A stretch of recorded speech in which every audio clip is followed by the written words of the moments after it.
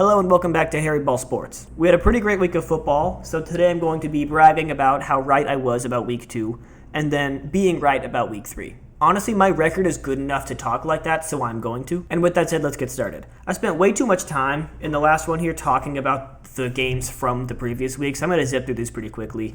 Commanders-Packers was something, I kind of cheated on this one because I was watching Thursday Night Football while recording that video. And just to be candid, I'm doing the same thing here. It's like the first quarter, though. So it's not that big of a deal. Giants-Cowboys was surprisingly a blast. We saw a lot of points overtime. We saw vintage Russell Wilson for no reason, and Brandon Aubrey might just be the most consistent player in the league. He might be the Cowboys' greatest weapon at this point. Steelers-Seahawks showed me a play that I didn't even really know could happen in this league. It hasn't happened since like 2003. And we saw DK Metcalf take the high road, weirdly enough, by scoring on the Seahawks, his little team, and not celebrating, which is very unexpected. Rams-Titans was fun. We got to see Devontae Adams get involved in the offense. Matthew Stafford's still looking great despite being one of the older guys, legally allowed to be in the league. And weirdly enough, Sean McVay got injured. One of the guys not involved in the heavily physical game, which I didn't think was really something we were at risk of having happen, but it's not going to affect the team on the field. So Bills-Jets wasn't super exciting. We saw Josh Allen get banged up a bit, and we saw Justin Fields just fully get injured. One of the 4 starting quarterbacks who's just kind of done for a while. Patriots-Dolphins showed us back-to-back kick return touchdowns. But again, I can't say I love either of these teams to really do a whole lot this season. Bengals-Jaguars. Joe Burrow's out for 3 months. Again, I have to watch Jake Browning for 3 months again. I don't even really know what to make of that. This was a disappointing game. The Bengals deserved to lose this one.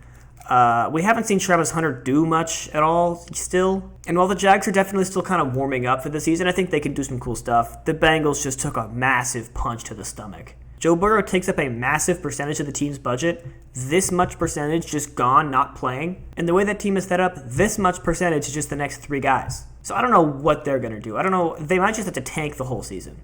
I get they're wasting a year of Jamar Chase's prime, and they're not going to make any major moves because I'm sure they still believe in themselves, but this is the worst thing that could have possibly happened. Every time people talk about the Bengals, they're like, the Bengals can do XYZ, of course, barring a quarterback injury. This is that quarterback injury. They're 2-0 right now, but I could see them seriously being 2-6 in just a little bit here. Good luck, Bengals. 49ers fans gave us a chance to see Mac Jones again. I kind of missed Mac Jones, actually, so that was kind of nice. It's weird that the 49ers, the Cardinals, and the Rams are all 2-0. Seahawks are 1-1. That division's doing really good. I don't think it's super representative of how good those teams actually are, but just at this point in the season, I mean, they're 7-1. Browns-Ravens was a beatdown.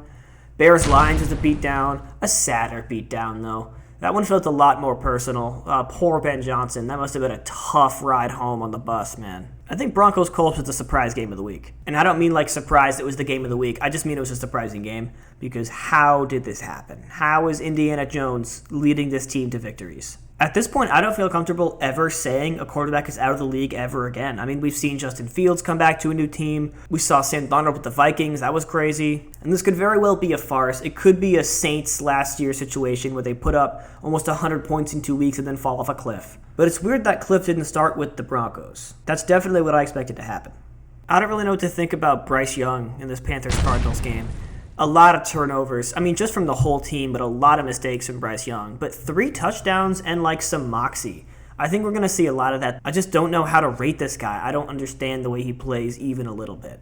And I haven't really seen much from the Cardinals that makes me think that they're winning these games. They are 2-0, which is great. Same record as the Eagles. Theoretically, they're tied with the Eagles. I don't really see that as a result of the Cardinals being dominant. I see that as a result of playing the Saints and the Panthers, who are, if you asked anyone the worst 2 teams, I feel like 95% of people are going to say the Saints and the Panthers. So that's a tough look for Arizona there. Eagles-Chiefs was pretty fun. Of course, there's a lot of energy around a game like that, and it was much more of a defensive battle than I thought it was going to be. The big plays just kind of weren't there. It was kind of sad, though. If the Chiefs are going to lose, I'm fine to see that. I just want to see it be for a real reason. Not Travis Kelce handing the ball to the Chiefs' defense in the end zone.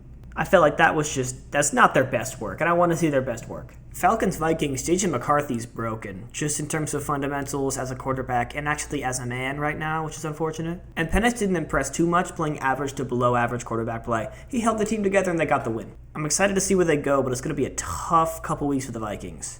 And I feel like the same thing's going to be with the Texans. This team really can't afford to lose close games like this.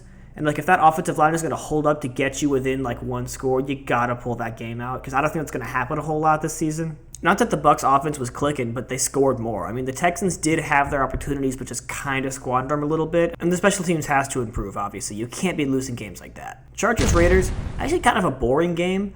I didn't expect it to be incredible, but I thought it would be a little bit more exhilarating. I actually fell asleep during this game. I know it was a little bit late, but I was gone. I couldn't watch the fourth quarter. And I didn't miss anything. Also, though, this game brought me my one loss at fantasy so far. I'm actually 5-1 in my 3 leagues, which is great. Just a little disappointed that Justin Herbert didn't get me the 35 points I needed to win. Do better next week. I think you can go out there and put that up for me. All right, moving on to this week. Bills, Dolphins. Not looking good for the Dolphins already, but of course I was going to pick the Bills. I think you would have picked the Bills too, so we can move on.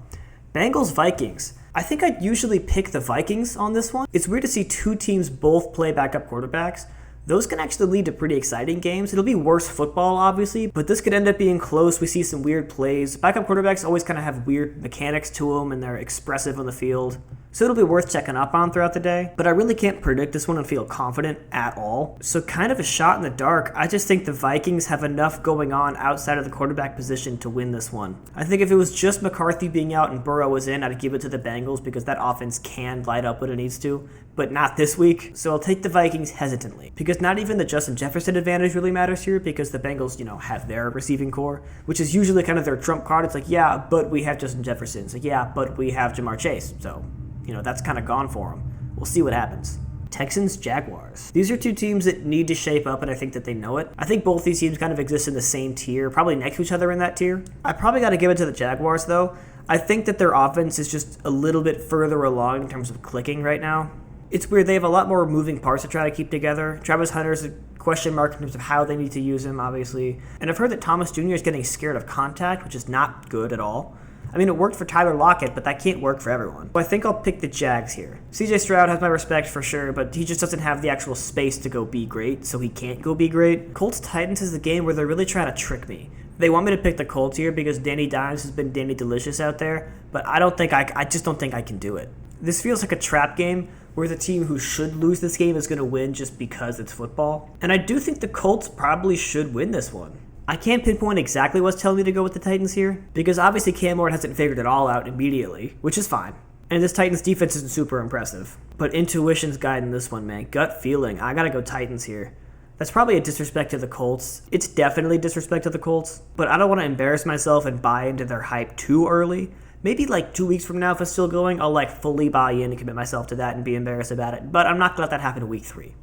Raiders, Commanders. Raiders are a little bit beaten up. I think Genty wants a few more touches, which he should get. And the Commanders aren't in tip-top shape either. Jaden Daniels is going to play in a brace, I think, which is very sad. And I think these two teams are also kind of on the same tier next to each other. They both have a lot of potential, but just is that going to show up this week? Jaden Daniels has a really high ceiling, but I think Geno Smith has a really high floor, and it just depends on the week which one of those is more important. Even with a fully healthy Brock Bowers, I do think I like the Commanders' receiving core more, and of course Max Crosby is going to be a problem, so there is a lot to consider here. Purely based on the fact that I like the Commanders, I'm going to go there, but another game that I'm not feeling super confident on. There have not been a lot of freebies this week, like I feel like there was last week. I felt like every game was pretty easy to predict last week, and you can tell by my record. But not this time. On to Rams-Eagles. These are two very respectable teams. I think they're very complete in terms of roster composition. They both can have a very potent offense and can have a very strangling defense. And of course I want to lean the Eagles because we've seen them Jalen Hurts is 17-0 in his last 17 games, which is crazy. And of course the tush push basically turns every first down into a 1st and 9. So Philly has a lot going for them. It's hard to pick against Saquon Barkley and Jalen Hurts, so I'm going to go with Philadelphia here. Falcons-Panthers is a game I'm probably not going to watch a whole lot of, but I will take the Falcons in what feels like a bit more of a confident prediction than I have for a lot of these games this week, simply because the Panthers haven't shown it yet versus the Falcons do have ways to pull out games. And the amount of weapons they have is just too much. I mean, Penix doesn't even have to do all that much for them to win games because Bijan can just, run for 200 yards if he wants. So I think this offense has a lot of modes in which they can generate some success. Although if the Panthers don't make as many turnovers this time around, they will have a significantly better shot to actually score points than they did last week. But is that enough to beat the Falcons? I don't think so. Steelers-Patriots. This one's feeling like a sleeper game of the week from where I'm sitting here. Well, the Steelers' D has not been impressive at all. I do think they're strong enough to hold off the Patriots. And that offense is doing what it has to do to win games. So I just don't think there's enough star power in the Patriots to stop some of the star power in the Steelers. And frankly, that does win a lot of football games. A lot of games just come down to like who has more great tier players or which team has one really great tier player. So the Steelers win that battle here, and I'm going to go with Pittsburgh. Packers-Browns kind of feels like a gimme as well. Just like looking at the way both these teams have been playing, it feels pretty obvious the Packers got this one. And the thing is, the Browns don't even really have home field advantage. This city and these fans have had such a negative experience with their team that like they don't even really get that morale boost in Cleveland. And since that would be a team's best bet to get a leg up on the Packers, I gotta take Green Bay.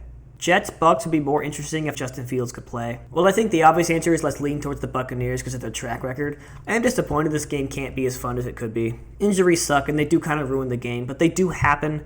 It's part of the sport. And I like to think of it like this. I like to think of games like this as the price you pay for stuff like, Cowboys-Giants or Seahawks-Steelers. You got to have downs for there to be ups. And I'm a little off track here, but that's a nice piece of philosophy for the game, I guess. I really like Bucky Irving and Mbuka, and I'm really excited to keep watching them this season. Like, this team, I think, is a playoff team almost by default. I just trust Baker a lot. I trust the coaching staff. I just hope they don't kind of drop off in morale and in performance at the end of the season and kind of tank in the playoffs, like the Eagles did that a couple years ago. Way off topic here. I got the Buccaneers. Good news in Thursday Night Football. I just saw Tyreek Hill look happy for the first time in a long time. He was getting passed in the back. He was kind of hyped up on the sidelines. That's a good sign. It's actually 14-7. Miami has the ball too. This could be interesting. It won't be interesting, but it could be, and that's worth remembering. Back to the topic at hand here, Broncos-Chargers. This is always a super fun game. I love watching these every year. And it only gets better as both these teams start to kind of come together. Broncos coming off a super tough loss and Chargers coming off 2 nice wins. So that plus being at home puts the Chargers at somewhat of an advantage. And the Broncos defense is great. I would need to see a little bit more from them this season to think that they can stop somebody as dynamic and talented as Justin Herbert. And I don't mean to have recency bias. I've always kind of believed in Justin Herbert. And so while it's weird to put the Broncos at 1-2, despite how much I think this team is great, I just think this might be kind of a bad matchup for them. And this is another risk for sure, but I'm going to take the Chargers. Seahawks, Saints. I can keep it short when I'm talking about the Saints. I'll take the Seahawks.